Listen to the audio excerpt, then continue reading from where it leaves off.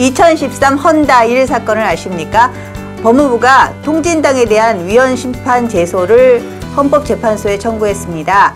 요즘 헌법재판관들 잠이 안 올 것 같은데요. 헌법재판소가 다시 한번 정치적 경랑에 풍랑의 한 중간에 서게 됐습니다.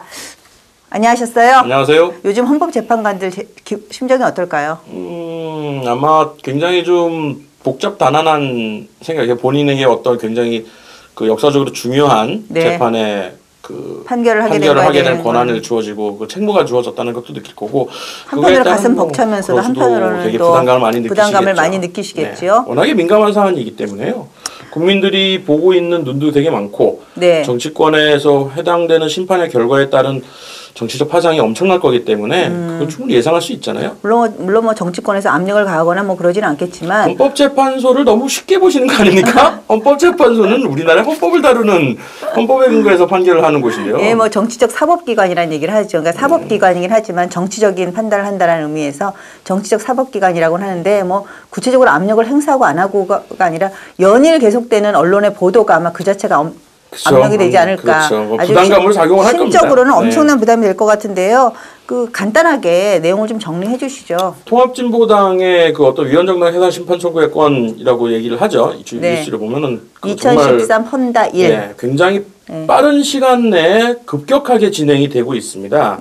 뭐 가장 먼저 그 여러분 기억하시겠지만 11월 5일 날 아침이죠.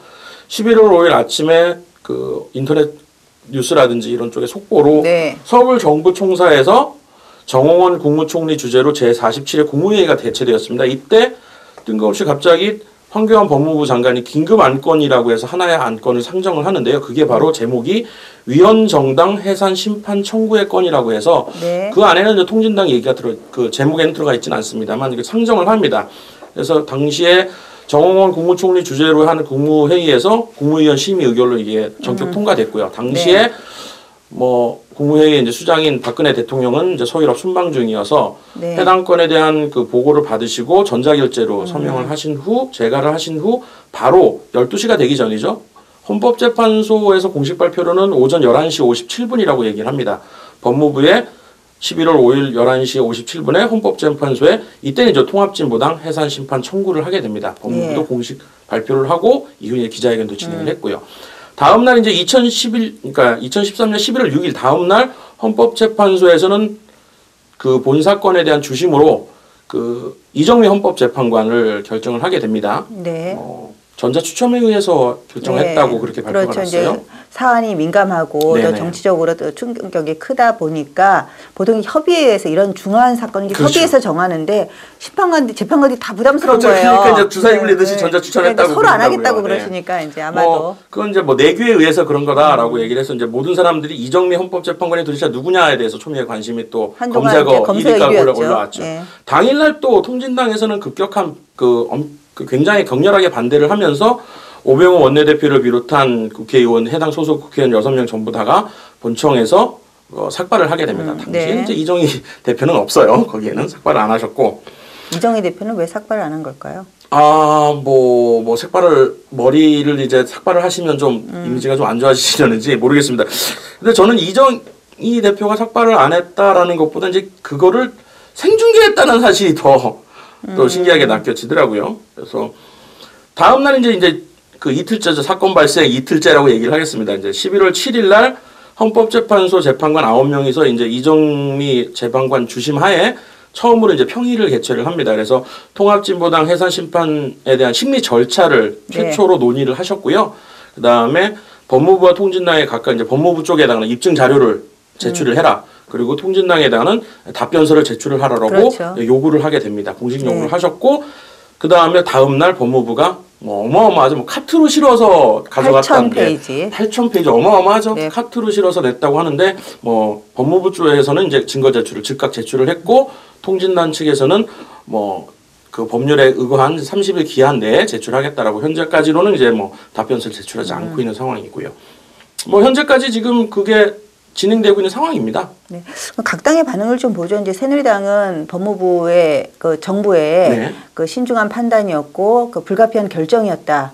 정부의 판단을 존중한다 이런 논평을 내놨고요. 민주당의 스탠스는 좀 묘한 것 같아요. 일단 민주당의 스탠스는 이 사건에 대한 정치적 해석이라든지 이런 부분들에 대한 굉장히 신중한 발언을 하고 있는 상황이 말을 아끼고 있습니다. 네. 오히려 이제 민주당 쪽에서는 대변인 성명을 통해서 그 헌법재판소의 현명한 판결을 기대한다라고 그렇죠. 헌법재판소의 판결을 기다려보자라는 식으로 네. 일정 부분들에서 해석들을 조금 거리를 두고 있는 상태고요. 뭐 이전에 말씀드린 대로 통합진보당에서는 뭐 삭발하고 뭐 장외투쟁에다가 뭐 격렬한 반응을 이제 막말까지도 지금 내쏟으면서 지금 엄청난 반응을 하고 있죠. 우리가 이제 아마 살아가면서 헌법 재판 하는 것을 처음 아마 경험하게 되는 일이 아닐까 싶은데요. 아마 또 있기는 힘들지 않을까 싶을 만큼의 초유의 사건이죠. 전 국민이 지금 헌다 일이니까 그렇죠. 정당 해산이 처음 있는 일인 헌정사상 이제 처음 있는 일인데요. 정당 해산 요건을 좀 볼까요, 우리?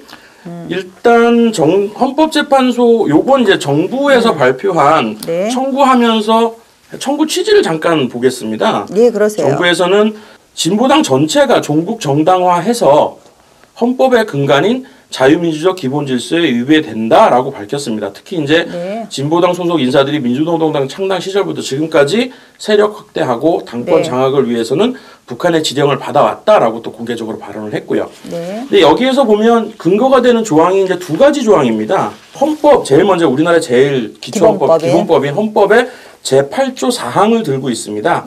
거기에는 정당의 목적이나 활동, 구체적으로 해당 정당의 목적이나 활동이 민주적 기본 질서에 위배될 때는 정부는 헌법재판소에 그 해산을 제소할 수 있고 정당은 헌법재판소의 심판에 의하여 해산된다라고 되어 있고 또 동일 이제 그 헌법재판소법이라고 따로 있어요. 저도 처음 봤는데 헌법재판소법 제55조에는 정당 해산 심판의 청구라고 해서 마찬가지로 정당의 목적이나 활동이 민주적 기본 질서에 위배될 때에는 정부는 국무회의의 심의를 거쳐 헌법재판소에 정당 해산 심판 청구를 할 수 있다. 해산을 청구할 수 있다라고 되어 있습니다. 그 지금 8조 사항에 보면 민주적 기본 질서에 위배된다라는 얘기가 나오는데 민주적 기본 질서가 뭘까요? 민주적 기본 질서에 대해서 좀 얘기를 해봐야 될 것 같아요. 가장 이게 쟁점이 되고 있는 헌법재판소에서 판단을 이제 할 때 제일 먼저 뭐 변호인 측이나 통합진보당 측이나 법무부 측이나 이제 공방을 벌이지 않겠습니다. 거기에서 제일 먼저 나오는 것이 통합진보당이 이 과연 민주적 기본 질서를 위배했는가인데 그럼 위배가 되는 기준이 민주적 기본 질서란 무엇인가라는 거죠. 우리 헌법이 보호하고 있는 민주적 기본 질서란 과연 무엇인가라는 거죠. 법무부 측 입장에서는 민주적 기본 질서라는 것은 자유민주주의적 기본 질서를 의미한다라고 판단을 하고 있는 거고요. 그다음에 진보당 쪽에서는 자기네들이 주창하고 있는 진보적 민주주의는 그 서구 사회주의도 되고 그 사회적 민주주의도 되기 때문에 헌법재판소에서 헌법에서 규정하고 있는 민주적 기본 질서는 광의의 민주주의라고 해석을 하고 있는 겁니다. 그러니까 사회 민주적 기본 질서까지 포함하고 있다라고 보는 거죠. 근데 이제 과연 이제 헌법재판소에서는 이 민주적 기본 질서를 어떻게 해석할 것인가에 대해서 지금 보면서 우리나라에서 민주주의란 과연 어느까지를 허용하고 있는 것인가에 대한 아마 처음 판단 근거가 나올 것으로 보고 있습니다. 이제 헌법이라는 게 헌법 정신에 맞춰서 해석이 돼야 되는데 각 조문마다 그러니까 예를 들어서 헌법을 보면 4조에 보면은 통일 조항이 있거든요. 근데 대한민국은 통일을 지향하며 해서 자유민주적 기본 질서라고 명백하게 얘기를 하고 있어요. 근데 8조에 들어가면 이게 이제 정당 보호 조항인데 자유민주적 기본 질서가 아닌 이제 민주적 기본 질서라고 하고 있거든요. 그래서 이제 해석의 여지가 있는 것 같은데 그 부분도 8조가 들어온 역사적인 이제 배경을 생각해 보면 우리가 이제 1959년인가요? 58년도에 진보당이 조봉암 선생님이 행정처분에 의해서 해산되지 않습니까? 그래서 이제 1960년대 제3공화국 헌법이 들어오면서 정당은 헌법에서 보호가 돼야 된다. 정당은 헌법에 의해서만이 해산시킬 수 있어야 한다라는 조항에 의해서 들어온 거예요, 8조가. 그럼 8조는 정당을 해산시키기 위한 조항이 아니라 정당을 보호하기 위한 조항입니다. 맞습니다. 그렇기 때문에 8조 사항은 좁게 해석을 해야 되는 것이 맞는 게 아니냐. 그러니까 자유민주적 기본 질서라고 좁게 해석을 해줘야지만이 정당 해산 요건이 작아지잖아요. 그렇죠. 그래서 8조 사항은 좀 좁게 해석하는 게 맞지 않느냐라는 그 부분이 정말 굉장히 중요한 지적을 하셨는데 이번 통합진보당의 위헌 정당 해산 청구를 한 것이 마치 이제 민주주의에 역행하는 그렇죠. 것으로 볼 수 이렇게 오도하시는 언론도 있고 예, 또는 그렇게 해석을 또 곧이곧게 받아들이시는 분이 계시지만 저는 그렇게 생각하지 않아요. 이번과 같은 경우는 정말로 법무부가 그 헌법재판소에다가 판단을 요구를 한 겁니다. 요청을 한 제소를 한 거죠. 그리고 헌법재판소에서도 그 많은 헌법학자들이 얘기하셨던 것처럼 정당은 함부로 해산할 수 없다라고 만든 거기 때문에 네. 함부로 할 수 없기 때문에 엄격한 잣대를 두어야만 한다. 그거에 합치되어야만 한다라고 해서 모든 법조항을 굉장히 좁게 엄격하게 그렇죠. 해석을 하게 됩니다. 특히나 이제 말씀하신 것처럼 민주적 기본 질서가 뭐 우리나라의 헌법이 독일 헌법을 기초로 하고 있다는 것들은 뭐 많은 분들이 아실 거예요. 독일에서 유사한 사례가 있었어요. 네, 독일 공산당 판결이 있었죠. 독일 공산당 판결을 보면 독일 헌법 같은 경우는 자유민주적 기본 질서라고 명기가 되어 있는 상태입니다. 거기에 근거해서 당시에 이제 독일 공산당이 민주적 질서에 위배된다라고 판단을 해서 집어넣은 거였고. 이제 또 하나가 이제 목적이나 활동이 민주적 기본 질서에 위배되어야 하는데 이 부분에 대해서 좀 설명을 해주시죠. 역시나 이 부분도 이제 뭐 법조항에서는 인하로 되어 있죠. 인하로 되어 있어서 영문으로 보면 이제 오화입니다. 여러분들 쉽게 생각하는 것처럼 뭐 오화와 엔드의 차이는 다들 아실 거예요. 오화는 이렇게 이쪽 또는이기 둘 때문에 중에 하나고 뭐 엔드는 둘 다인데 헌법재판소에서 판결을 할 때 많은 분들이 이 부분들이 정당 보호기 때문에 아마 엔드로 해석을 할 거라고 보고 있습니다. 그러니까 목적이나 활동을 종합적으로 고려를 해서 판단하는 것이 맞다. 둘 다 위배를 해야만 아마 위헌이라고 위헌 정당이다라고 판단을 할 텐데. 그러니까 8조 사항은 이제 정당 보호 조항이기 때문에 그렇죠. 좁게 해석을 해주는 것이 맞다. 그러니까 정당 해산에 관한 사항은 좁게 해석을 해줘야지만이 침해되는 영역이 적다라는 것이죠. 여기에서 그 정부 측에서는 정당의 목적은 강령과 통합진보당이죠. 통합진보당의 강령과 당원 당규 그리고 각종 출판물이라든지 발언 이런 부분들을 통해서 통합진보당의 목적이 그 우리나라 이제 헌정 질서를 위배한다라고 자유민주적 지분 질서를 위배한다라고 판단을 한 것 같고 활동은 뭐 여러분들이 많이 아시겠지만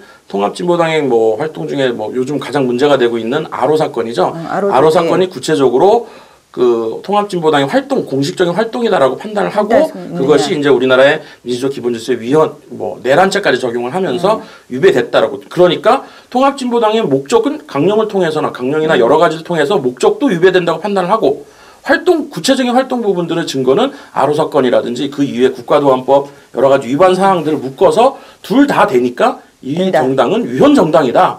이제 하나하나 보죠. 지금 이제 통진당의 당원 당규 강령에서 뭐 여러 가지가 문제가 되는데 가장 크게 문제가 되는 조항이 그 진보적 민주주의라는 단어 같아요. 지금 이제 진보적 민주주의를 이제 법무부에서는 그 김일성의 건국기념과 동일한 개념으로 사용하고 있다라고 보고 있는 것 같은데요.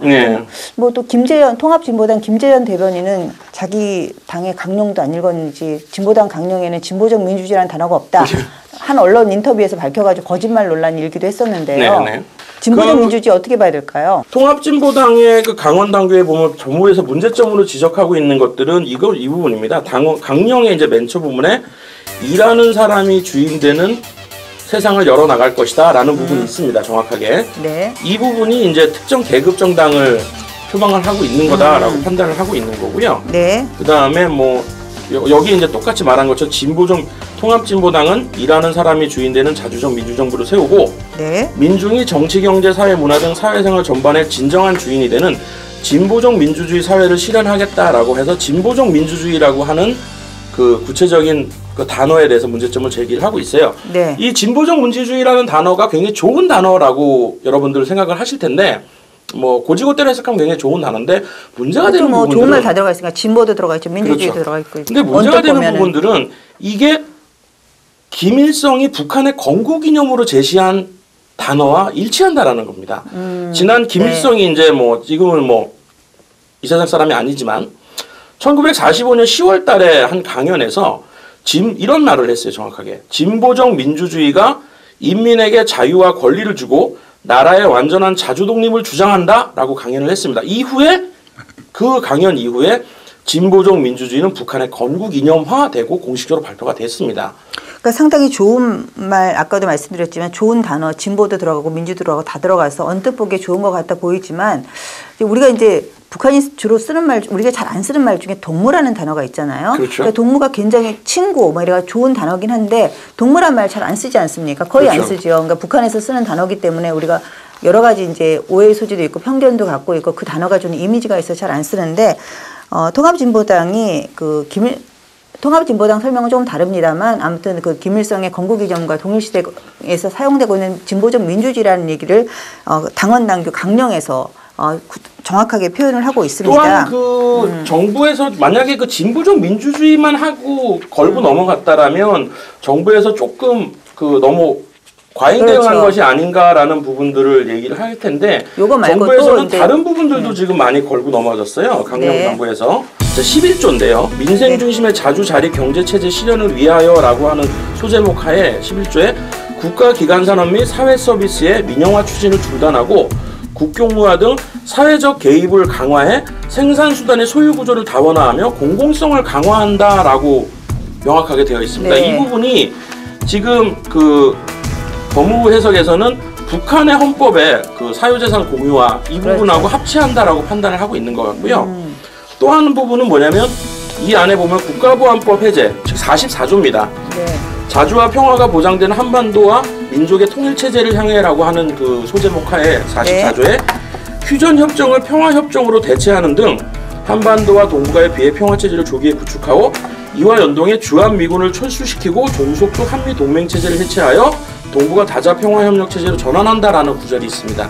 이 부분 역시도 주한미군 철수와 국보법 폐지 그리고 그 휴전협정을 평화협정으로 대체하는 부분들에 대해서 그 우리나라 현정을 지금 우리나라 지금 헌법 질서를 위배하고 있다라고 판단을 하고 있는 부분이죠.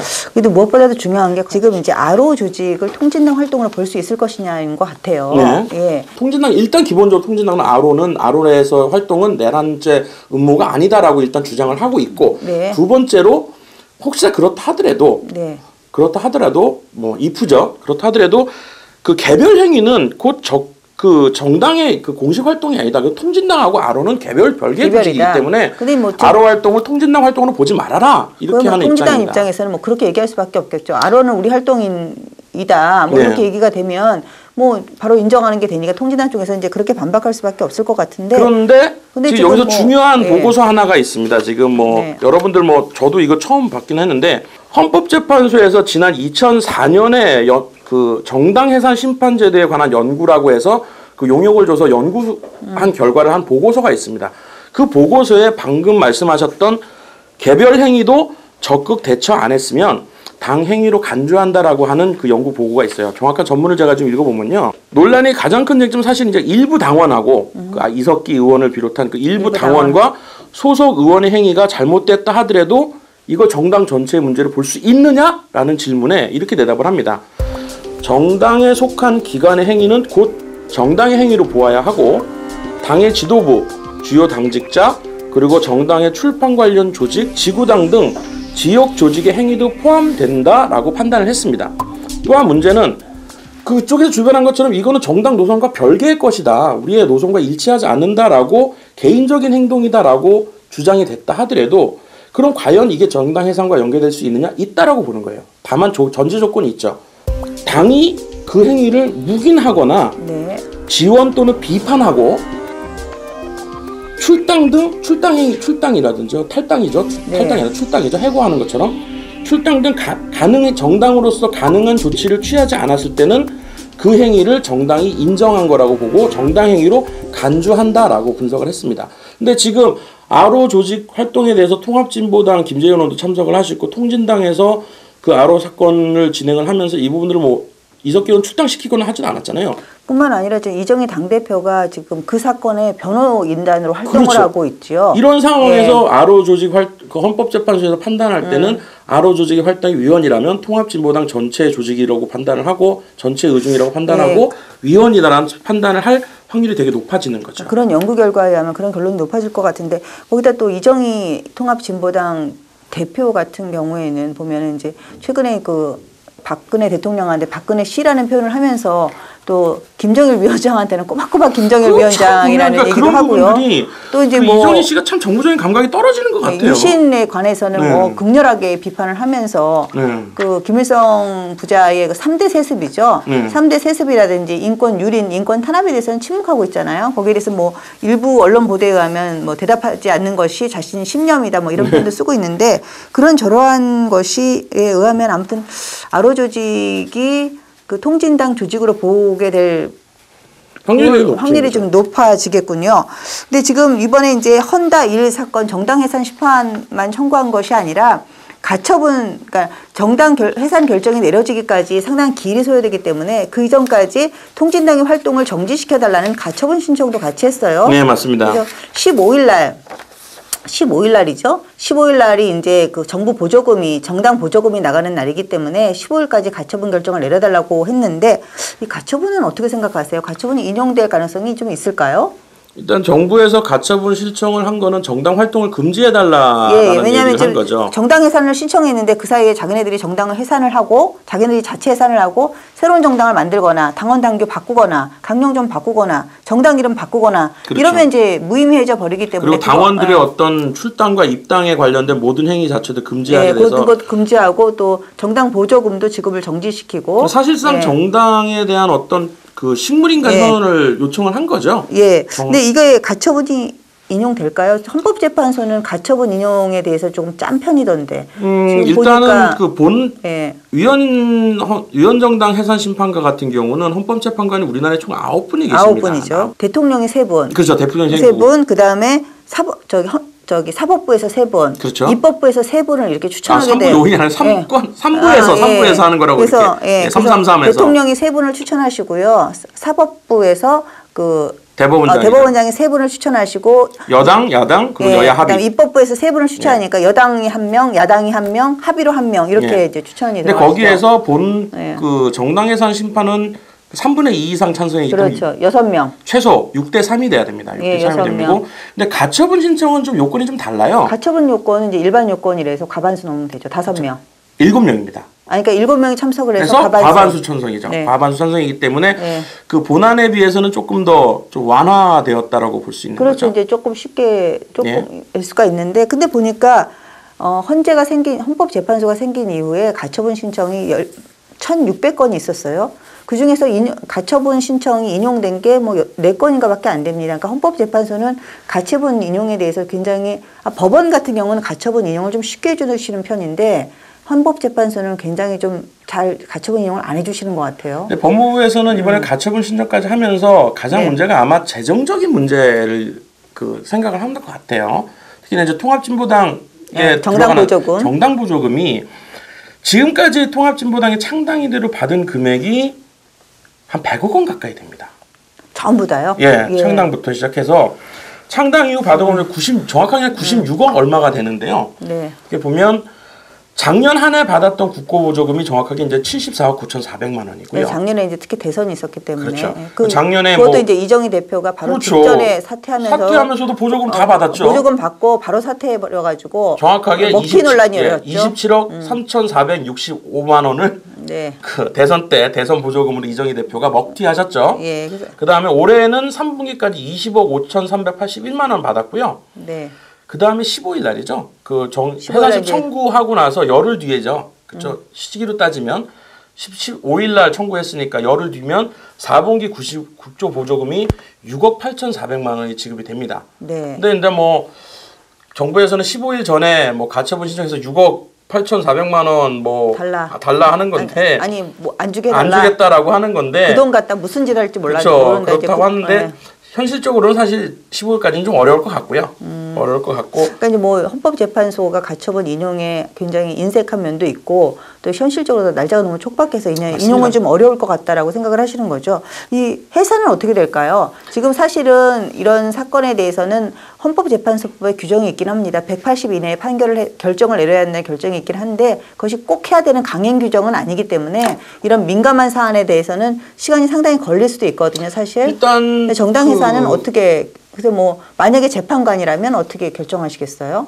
뭐 법무부에서는 그 가처분 신청을 내면서 평의를 거쳐서 본안을 그 적시 사건으로 규정을 해야 된다라고 요청을 했습니다. 그래서 빠른 판결을 원한다라고 그렇죠. 빠른 판결, 원론적으로 얘기를 했죠. 그래서 사회에 미치는 파장이 크기 때문에 빨리 판결을 내려줘야 되는 것이 맞죠. 또 이번 기회에 정말 그 대한민국의 정체성을 부정하고 대한민국을 인정하지 않는 정당이 과연 어디까지 보호를 받아야 되는 거에 대한 명시적인 판단을 내려줄 필요가 있죠. 근데 많은 사람들이 과연 이게 180일 내에 이루어질까라는 부분에서는 좀 어려울 회의적인 반응입니다. 네. 뭐 예를 들어서 아까도 저희가 짚어드렸지만 해외 사례로서 뭐 가장 유사한 사례로서 이제 독일 공산당 사건이 위헌 판결을 받는데 약 한 5년이 걸렸습니다. 아, 그래요? 5년이 걸렸는데 그때는 독일 헌법재판소에서 5년을 끌었던 이유는 뭐냐면 청구를 하고 나서 그걸 계속 심리를 하는 도중에 그 독일 공산당이 정치적으로 거의 식물인간 돼서 거의 존재 자체가 미미해졌습니다. 네. 그래서 결국 선거에 나가면 매번 지고 한석도 못 받고 그래서 정치적으로 거의 의미가 없는 정당이 되고 난 후에 헌법재판소가 5년 후에 국민들이 준엄하게 국민들이 이제 준엄하게 심판을 했고 명문적으로 법률적으로 사망 선고를 내렸죠. 그랬기 때문에 이번 거 같은 경우도 과연 헌법재판소가 180일 저는 아니라고 보고요.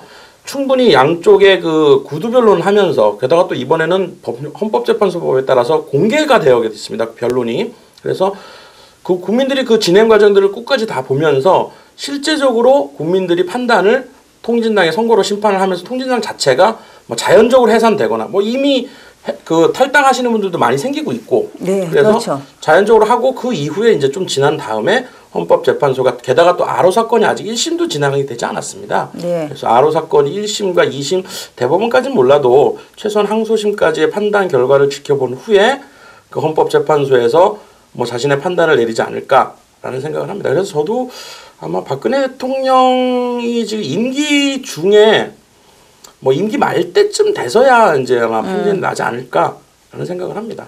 일부에서는 정당의 존립은 선거에 의해서 결정이 되는 것이 맞다라고 네네.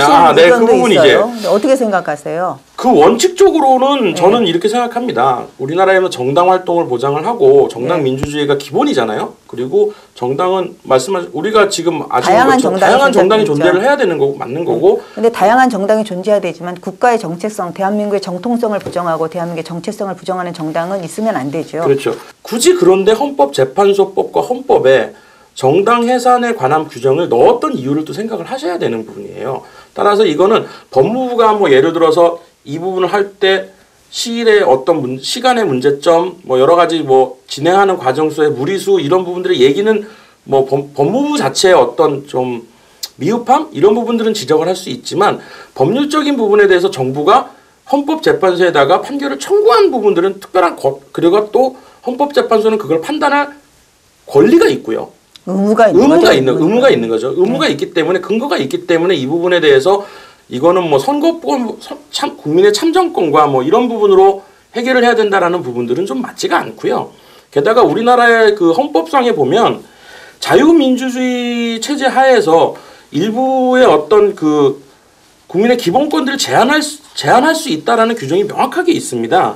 헌법 37조 2 항 얘기하시는 건가요? 네, 맞습니다. 예. 거기에 이제 그 우리나라의 어떤 그 공공질서라든지 이런 부분들에 위배가 될 때는 안전보장 질서의 공공복리를 위하여 국민의 기본권을 제한할 수 있다라고 규정을 하고 있는데 저는 이제 그렇게 생각을 하는 게 이제 일부에서 말씀하시는 그 이런 정당의 존립은 선거에 의해서 국민이 결정해 줘야 된다는 거에 대해서는 원칙적으로 맞는 말씀이라고 생각을 해요. 그런데 이제 문제는 단순히 여당을 이기기 위해서 무의미하게 무차별적인 선거 연대를 통해서 이번에도 민주당하고 통합진보당이 4.11 총선에서 연대를 통해서 특정 지역구에는 후보도 내지 않고 네? 통진당한테 일방적으로 내어주고 이러면서 그 통진당의 그 위헌적인 요소를 갖다가 대한민국의 정체성을 부정하고 정통성을 인정하지 않는 일부 위헌적인 요소를 상당 부분 희석시켜 준 게 바로 민주당이거든요. 그러니까 이런 부분에 대해서 사실 통합진보당이 이번에 13석이 원내에 진입했는데 이 부분에 대해서 나는 민주당의 분명한 사과가 있어야 된다고 생각해요. 저는 어떻게 백보 양보를 한다 하더라도 통진당이 13석이나 입당을 한 데에는 민주당의 선거 연대가 없었으면 불가능했을 것이다라고 생각을 하거든요. 아마 많은 부분에 대해서 통진당의 그 원내 진입과 관련해서는 민주당의 책임이 분명히 있습니다. 정확하게 분명히 있는데도 불구하고 그 부분에 대해서는 자꾸 이제 그런 부분을 얘기하는 거에 대해서는 뭐 정쟁을 하는 것이냐 자꾸 이렇게 가서 넘어가시는데 그거는 물타기 하는 것이 아니라 정확하게 이 부분에 대해서는 통합진보당의 위헌적인 요소에 대해서는 분명히 민주당이 뭐 선을 긋기를 뭐 지금 자기 살기 위해서 선을 긋시는 모습을 보이시는데 그 부분이 아니라 통진당이 이렇게 대한민국 국회에 정말 그 신성한 민의의 전당에 이렇게 불순한 세력, 이런 위헌적인 요소가 있는 정당이 들어온 부분에 대해서는 민주당에 분명한 사과가 있어야 된다라고 생각을 하고요. 이런 식으로 해서 무의미하게 선거 연대가 이루어진다 그러면 또 총선에서 국민이 판단하기가 상당히 어려워지신다는 거죠. 예. 근데 저는 좀 아쉬운 점도 사실은 있어요. 이번 법무부의 위헌정당 신청에 대해서. 왜냐하면 왜 사실 이게 이제 굉장히 시급하고 위중한 사안이긴 하지만 분초를 다투는 사안은 아니잖아요. 한 며칠 기다렸다가 네, 대통령께서 오신다고 하셔도 되는데 그 부분 많이 대통령께서 서유럽에 가시는 동안에 이런 결과를 발표를 하니까 대통령의 외교 순방 성과 자체를 가리는 그런 결과까지 초래를 하고 또한 그런 위헌정당의 그런 위험성도 어떤 비난의 빌미를 주는 그런 결과를 초래를 했어요. 그래서 저는 이런 시기에 관해서는 좀 청와대가 약간 정무적인 판단이 부족했던 게 아니냐 이런 생각도 일부 들어요. 좀 아쉬워요. 이런 부분이. 부분에 대해서는 그 여러 가지 보는 시각이 있는데 뭐 원칙적으로 저도 왜 대통령 순방 중에 이걸 전자결제 처리하면서까지 했가는가를 바라보는 시각들에 대해서는 그 청와대 측이나 또는 어떤 그 내각의 그 정부 조직의 어떤 좀 정무적인 판단이 살짝 조금 너무 있지 않았나. 어떻게 해석을 하면 이렇게 해석도 할 수 있어요. 이 부분은 대통령이 주재하는 국무회의가 아니었기 때문에 대통령이 책임 회피할 수 있는 면피가 아니었나 이렇게 보는 시각도 있고요. 비판하는 시각에서는 그런 부분이 많이 비판하는데 아쉬운 거는 왜 그런 비판에 빌미를 주냐는 거죠. 그렇죠. 그 부분들은 좀 우리가 민주주의를 위해서는 못했죠. 민주주의 절차를 지키는 거가 굉장히 중요하거든요. 그래서 그것이 민주주의 결과를 담보할 수 있는 내용인데 그런 부분은 좀 아쉽지 않나 생각을 하고요. 만약에 가처분이 인용이 안 된다 그러면 뭐 시기적으로 너무 짧잖아요, 지금. 그래서 가처분이 안 된다 그러면 의회에서 할 수 있는 역할은 없을까요? 특히 이제 의원 제명이라든지 또는 의원 요즘 이제 뭐 입법을 통해서 지금 뭐 부족한 부분을 해서 이제 입법을 통해서 제명 그 뭐 위헌정당 해산 결정이 났을 때를 전제로 해서 뭐 당연 제명을 시키자는 얘기도 있는데 의원 입법을 통해서 요거를 갖다 정지시키거나 선거 보조금을 이제 정지시키자라는 의견도 있는데 그 부분에 대해서는 어떻게 생각하세요? 저는 그 정확하게 위헌정당의 판결이 났을 때 그 이후에 후속 조치가 이제 뭐 명문화된 규정이 없기 때문에 뭐 의원 신분에 대한 어떤 박탈 또는 뭐 국고 보조금 뭐 전액 환수 또는 뭐 왜냐하면 그 이미 집행했 잔액만 회수하게 되어 있지 이미 집행했던 부분에 대한 건 환수는 안 되거든요. 소급 적용은 안 되는 거기 때문에. 근데 그 부분에 대한 그러니까 가처분이 인용돼야 될 것 같은데. 그러니까 그런 부분에 대한 건데 가처분 상태가 위헌됐을 때 뭐 판결이 나기 전까지 것들의 어떤 권리를 제한하는 부분들 입법화시켜서 뭐 제한하는 부분들은 저는 그 부분은 조금 아니라고 생각을 해요. 일단은 정당이 위헌 정당이나 판결이 나지 않은 상태에서 그렇죠. 그거를 뭐 위헌 정당이나 낙인을 찍을 필요는 없다고 생각을 해요. 그래서 그걸 입법화시켜서 엄격하게 뭐 좀 더 광의적으로 또는 유연하게 제한을 하겠다라는 것은 오히려 많은 부분에 있어서 역풍을 받을 생각이다 이렇게 생각을 합니다. 민주당이 천막 당사를 접고 국회에 들어온 지 며칠 되지도 않았는데 다시 한번 지금 국회 모든 일정을 보이콧하고 있습니다. 이런 상황에서 지금 정부의 통진당 위헌정당 해산 심판 결정이 서로의 정쟁의 빌미를 주고 있는 것 같은데요. 대한민국의 정통성을 인정하지 않고 대한민국의 정체성을 부정하는 정당이라면 대한민국 헌법 위에서 대한민국 헌법의 보호를 받을 수는 없다고 생각합니다. 하지만 그렇지 않다고 한다면 대한민국 헌법은 다양한 정당을 인정하고 있습니다. 그래서 절차적인 민주주의도 굉장히 중요한데요. 아쉬운 점이 좀 다소 있는 것 같습니다. 하지만 헌법재판소에 성급하지 않고 신중하고 현명한 결정을 한번 차분히 기다려보는 게 중요하지 않을까 생각합니다. 양당 모두 진정하시고요. 이제는 좀 경제도 살리고 민의를 좀 살펴주셨으면 좋겠습니다. 더 이상 정쟁 그만하시고 이번 사건에 대해서는 이미 헌재로 공이 넘어갔으니까 헌재에 신중하고 현명한 결정 차분히 기다려보시죠. 여의도 없다 33회 여기까지입니다. 고맙습니다. 수고하셨습니다. On the upright. So frustrated.